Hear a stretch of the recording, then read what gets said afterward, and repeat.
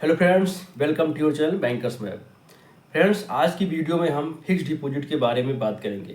Friends, fix deposit यानी कि FD.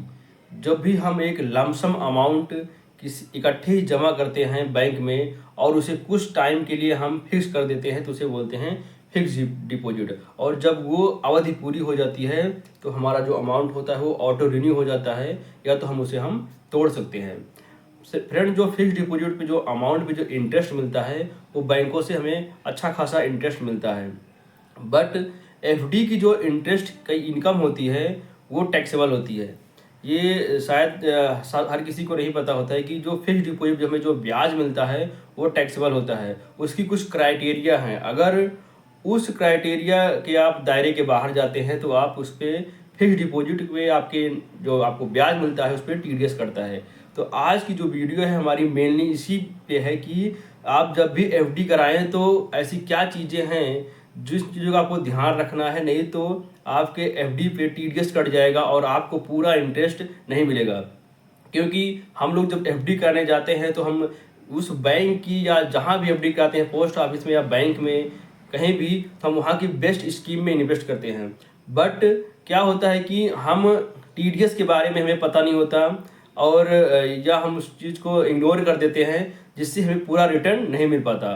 तो इस वीडियो में मैं टीडीएस के बारे में आपको बताऊंगा। अगर आप इस वीडियो को पूरा देखेंगे तो आपको टीडीएस के बारे में हर चीज़ का पता लग जाएगा और आप अपने फिक्स डिपॉजिट पे कटने वाले टैक्स को बचा पाएंगे। तो चलिए वीडियो को शुरू करते हैं और टीडीएस के बारे में डिटेल में जानते हैं। फ्रेंड्स, अभी जो नया हमारा बजट आया था उसमें दो क्राइटेरिया सेट की गई है। एक जनरल सिटीजन के लिए, एक होती है सीनियर सिटीजन। जनरल सिटीजन के लिए जो टीडीएस का जो क्राइटेरिया है वो है 50,000। अगर आपकी एफडी से जो भी इनकम हो रही है यानी कि जो आपको इंटरेस्ट मिल रहा है, अगर वो 50,000 से कम है तो आपका कोई टीडीएस नहीं कटेगा। और अगर आपका जो सीनियर सिटीजन के केस में अगर आपका जो इंटरेस्ट का जो अमाउंट है वो अगर 1 लाख से कम है तो कोई आपका टैक्स नहीं कटेगा। बट अगर आपकी जनरल के केस में आपका अमाउंट 50,000 के ऊपर एक्सीड करता है और सीनियर सिटीजन के केस में आपका अमाउंट इंटरेस्ट का 1 लाख के ऊपर एक्सीड करता है तो उस पर आपका टीडीएस कटता है। अब टीडीएस कटता कितना है? अगर आपके अकाउंट में पैन कार्ड लगा हुआ है तो टीडीएस आपका 10% डिडक्ट होगा, नहीं तो आपका 20% टीडीएस डिडक्ट होगा। सेम केस सीनियर सिटीजन के केस में है। अगर आपका पैन कार्ड लगा है तो 10% का टीडीएस, नहीं तो 20% का टीडीएस। तो ये तो हो गई कि आपको कितने इंटरेस्ट पे आपको कितना टीडीएस देना है और आपका टीडीएस कटेगा कितना। एक केस ये भी है कि लोग पैन कार्ड लगा देते हैं बट क्या है, उनका आधार पैन आपस में लिंक नहीं होता। तो फ्रेंड्स, आधार पैन लिंक आपस में होना बहुत ज़रूरी है। अगर आधार पैन आपका आपस में लिंक नहीं है तब भी आपका 20% का टीडीएस डिडक्ट होता है।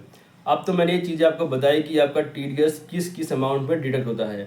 अब ऐसा हम क्या करें कि हमारा अगर 50,000 के ऊपर इंटरेस्ट जा रहा है और 1 लाख के ऊपर इंटरेस्ट जा रहा है तो हमारा टीडीएस कटे ही ना। इसके लिए क्या है कि हर जगह, चाहे बैंक हो चाहे पोस्ट ऑफिस या आपने कोई भी ऑनलाइन एफडी कराई हो, उसमें आपको 15G एंड 15H फॉर्म भरने की ऑप्शन होती है। 15G जनरल सिटीजन के केस में भरा जाता है और 15H जो होता है वो सीनियर सिटीजन केस में भरा जाता है। अगर आप 15G और 15H फॉर्म भरते हैं तो आपका कोई टैक्स नहीं कटता है। हाँ फ्रेंड्स, आपका कोई टैक्स नहीं कटेगा। बट ये भरना कब कब होता है? 15GH फॉर्म जो है वो आपको हर साल 1 अप्रैल से भरना होता है। 1 अप्रैल यानी कि जैसे ही फाइनेंशियल ईयर स्टार्ट होता है 1 अप्रैल को आपको 15G का फॉर्म, 15H का फॉर्म भरना होता है। एक चीज़ इसमें यह भी है कि कुछ लोग जैसे बीच में एफडी बनाते हैं, उस टाइम पे भी आपको 15GH का फॉर्म भरना है। क्योंकि अगर आपने बीच में कोई एफडी बनाई और आपने 15GH फॉर्म नहीं भरा तो वो एफडी आपकी इंक्लूड नहीं होती है और उस एफडी पे आपका टीडीएस कटता है। तो एक चीज़ का बिल्कुल ध्यान रखें कि जब भी आप कोई नई एफडी बनाएं मिड में तो वहाँ उस टाइम पे भी 15GH फॉर्म भरना है और हर साल अप्रैल में आपको 15GH फॉर्म भरना है। तो आपका जो भी रिटर्न होगा उस पर कोई टैक्स नहीं कटेगा। अगर जब भी आप आईटीआर फाइल करते हैं तो वहाँ पे आपकी एफडी की इनकम शो होती है। वैसे भी अभी हमारे यहाँ पे 12 लाख तक कोई भी इनकम पे टैक्स नहीं है। तो अगर आप 12 लाख के ऊपर आपका इनकम जो है वो शो नहीं होती तो आपको कोई भी टैक्स आपको वहाँ भी नहीं कटेगा। अब बात करते हैं, मान लीजिए आपने एफडी बनाई, आपने ये वीडियो नहीं देखा और आपको आपका टैक्स कट दिया, उस केस में आप क्या करेंगे? आपको टैक्स मान लीजिए कट गया तो क्या करेंगे? उस टाइम पे क्या करना है, आप जब भी आईटीआर भरेंगे आपको फॉर्म 26AS आपका निकलेगा, वहाँ पे आपकी जो एफडी है वहाँ पे कितना टीडीएस कटा है वो शो करेगा और आपको उसको आईटीआर में क्लेम करके वापस लेना है, तो वहाँ से आपका टीडीएस वापस आता है। कभी कभार ये केस भी हमने देखे हैं बैंकों में, अपनी ब्रांचेस में हमारे खुद ऐसे ऐसे केसेस हुए हैं कि लोग एफडी बनाते समय अपना पैन कार्ड नहीं लगाते हैं और ऐसी एफडी बना लेते हैं, और जब टैक्स कट जाता है उसके बाद पैन कार्ड लगता है, तो उस केस में क्या हो सकता है, क्योंकि आपके पैन पे तो टीडीएस शो ही नहीं करेगा फॉर्म 26AS में। उस केस में क्या करना है कि आपको अपने बैंक में जहाँ पे आपकी एफडी है, जहाँ भी आपकी पोस्ट ऑफिस में एफडी है, वहाँ पे जाके रिक्वेस्ट देनी है। वो रिक्वेस्ट के बेस पे आपका वो टीडीएस उस पैन पे लिंक होगा, उसके बाद आपका 26AS में शो करेगा और आपको फिर से आईटीआर भरना है। कभी कभार ऐसा होता है कि हम 3-4 साल की एफडी इकट्ठे बना लेते हैं। 3-4 साल की एफडी, 3 साल की एफडी मैंने बना ली इकट्ठी, और हमारा हर साल टीडीएस कट रहा है, बट हमें पता नहीं चला। जब हम रिन्यूअल करने गए 3 साल बाद गए तब हमारा टीडीएस कटा हुआ मिलता है। उस केस में क्या करना है, देखिए जो जो आपका टीडीएस का अमाउंट है वो आपको हर साल रिफंड लेना होता है, बट अगर आपको पता नहीं है तो आप एक साथ 3 साल की आईटीआर भर के कम से कम 3 साल का टीडीएस का आपका रिफंड ले सकते हैं। इसलिए आप हर साल आपको चेक करनी है कि आपकी एफडी पे कोई टीडीएस तो नहीं कट रहा है। अगर आपका अमाउंट जो मैंने क्राइटेरिया बताया 50,000 और 1 लाख के ऊपर अगर आपका इंटरेस्ट जा रहा है तो। फ्रेंड्स, कभी कभी कन्फ्यूजन कुछ लोग का ये भी रहता है कि जो टीडीएस कटता है वो हमारे इंटरेस्ट पे कटता है कि प्रिंसिपल अमाउंट पे कटता है। एफडी के केस में कभी भी प्रिंसिपल अमाउंट नहीं घटता है। प्रिंसिपल अमाउंट जो अमाउंट आपने फिक्स करी है, मान लीजिए आपने 1 लाख फिक्स किया है, तो जो 1 लाख का अमाउंट होता है वो कभी नहीं घटेगा। उस पर जो इंटरेस्ट मिलता है उस पर टीडीएस करता है।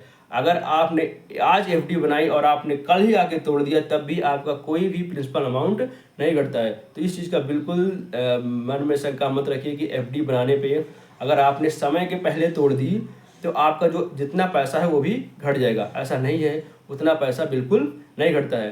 फ्रेंड्स, एफडी बनाते समय आपको क्या चीज़ का ध्यान रखना चाहिए, इसके लिए मैंने कई सारी वीडियो बनाई हुई हैं। इस वीडियो पे मैं आपको थोड़ा सा बता देता हूँ। जब भी आप एफडी बनाते जाएं तो एक तो आपका टीडीएस का मैंने बता ही दिया। सेकंड चीज़, आज जब भी एफडी बनाएं उस टाइम उस बैंक की बेस्ट स्कीम में इन्वेस्ट करें। सारी बैंकों में सारे हर जगह पे कोई ना कोई बेस्ट स्कीम होती है, उस स्कीम में अगर आप इन्वेस्ट करेंगे तो आपको ज़्यादा इंटरेस्ट मिलता है। तो इस वीडियो में इतना ही। मैंने इसमें एफडी के बारे में आपको बहुत सारी चीज़ें बताई, टीडीएस के बारे में चीज़ें बताई, टीडीएस कैसे कटता है, टीडीएस कैसे नहीं कटेगा, टीडीएस बचाने के लिए क्या करना है, कट गया है तो क्या करना है, मैंने सारी चीज़ें बताई हैं। अगर आपको किसी भी चीज़ में कोई भी डाउट हो तो उसको कमेंट बॉक्स में ज़रूर कमेंट करिए, उसके रिगार्डिंग मैं आपको बताऊँगा। अगर उसकी ज़रूरत पड़ी तो वीडियो भी बना दूँगा। फ्रेंड्स, इस वीडियो मिलते हैं आपसे एक नई वीडियो में एक नई जानकारी के साथ। बैंकर्स मैप को जरूर सब्सक्राइब करिए और इस पर बने रहिए। Thank you.